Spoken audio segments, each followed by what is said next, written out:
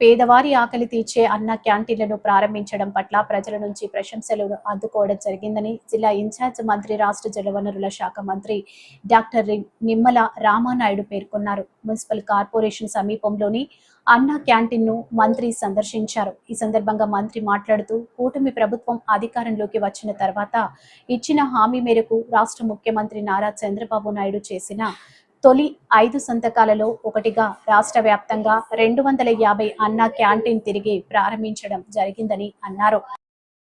ఈ రోజు అన్న క్యాంటీన్లో కూడా మేము వస్తే ఈవేళ వాళ్ళందరినీ అడిగాం. మరి ఎక్కడెక్కడో సుదూర ప్రాంతాల నుంచి వచ్చాము, హాస్పిటల్ పని నిమిత్తం వచ్చాము.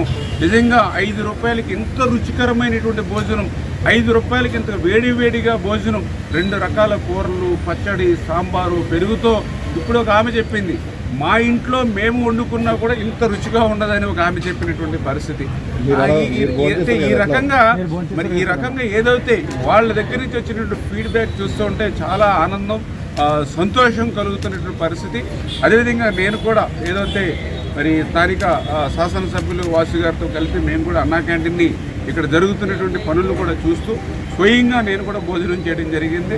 చాలా తృప్తిగా, చాలా సంతోషంగా, ఎంతో హాయిగా, మరి వాస్తవం చెప్పాలని అంటే చాలా టేస్టీగాను వేడివేడిగా భోజనం నేను కూడా వాళ్ళతో పాటు చేసినటువంటి పరిస్థితి.